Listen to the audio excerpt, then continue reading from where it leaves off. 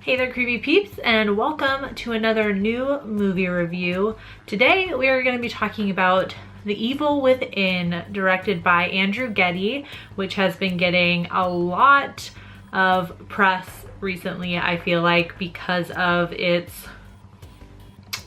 very interesting and very sad and tragic story of how the movie came to be. I won't go into detail on that because this is a movie review, but I highly recommend you look up the story behind The Evil Within if you plan on watching it. Very interesting. If you get Horror Block and or subscribe to Rue Morgue magazine, you should have a copy with The Evil Within on the cover, and I really highly suggest you read the article about the movie in there. It does a really good job of explaining everything and kind of putting the film into context. So this is probably the most interesting example of a new movie review I've ever done because this movie is 15 years in the making.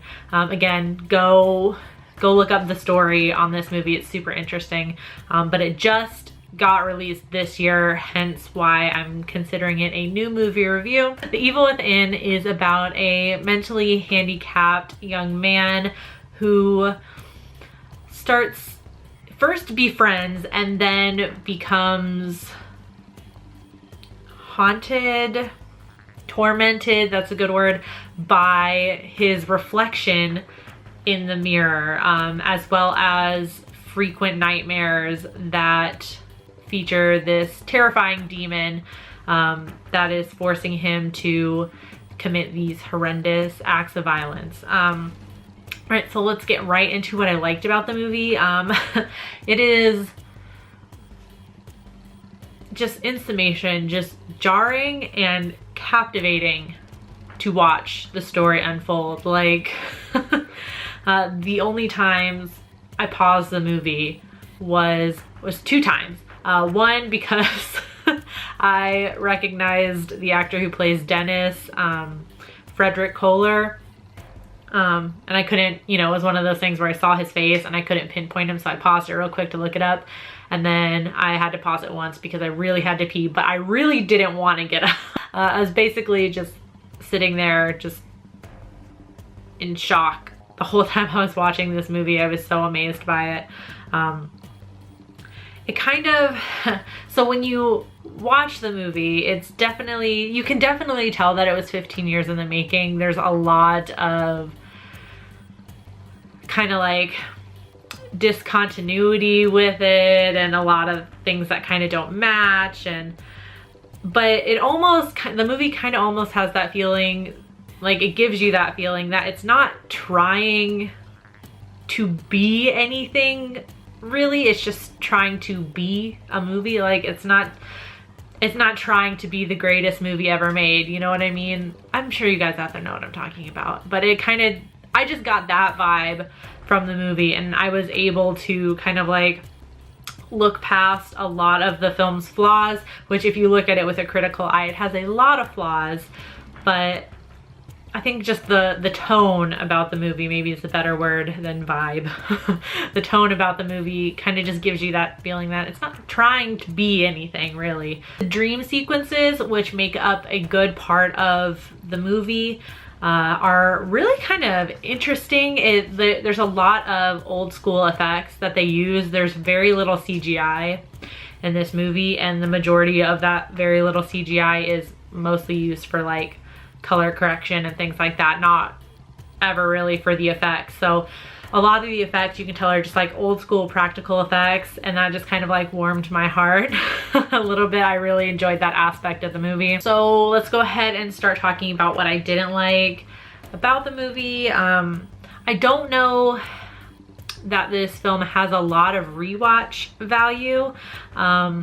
I think it's cool to watch once, but like I said, there's a lot of like continuity errors. The dialogue can be awkward at times, and it sometimes feels like the movie is kind of just like jumping around with no real like no roadmap really. It's just kind of jumping from scene to scene.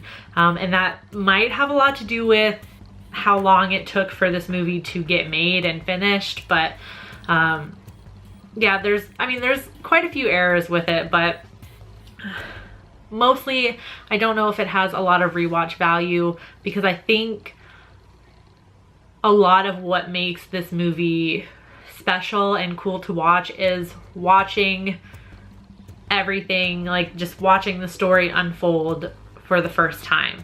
Like I said, I was basically sat speechless watching this movie. So I'm gonna go ahead and recommend that you should watch this at least once. It's, like I said, it's getting a lot of press right now. A lot of people are talking about it. So not trying to say like, hey, jump on the bandwagon and watch this because everyone else is, but you know, it's nice to know what people are talking about, to be able to have a conversation because you know about the movie. I don't know. I do recommend, if you sit down and watch this movie, definitely try and watch it with no distractions, or as little distractions as you can muster. I think this movie is going to be best, you know, the first time you watch it in one sitting all the way through. I definitely don't think it's one where you can like pause and come back to it after a long period of time. I don't think it's going to work that way. So if you do watch it, just try and watch it at a time where no one's going to bother you, so you can just sit and watch it.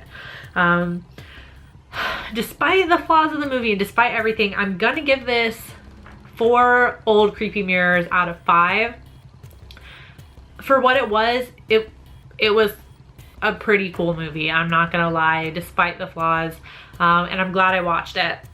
So on IMDb right now, it has a 5.7 out of 10. Rotten Tomatoes doesn't have any critics reviews yet, but audiences are giving it a 22%. And I skimmed over some of them, and I feel like mostly why people rated it so low is because they don't think a lot of people are gonna like it. But I'll have to read further into that to see. But if you've seen The Evil Within, let me know in the comment section down below what you thought about it. And as always, feel free to suggest other movies for me to review. Yeah, that's it. Suggest more movies for me to review in the comment section as well. Thank you so much for watching. I do hope you enjoyed this video. If you're new here, subscribe and become a creepy peep today. And until next time, stay strange. Bye.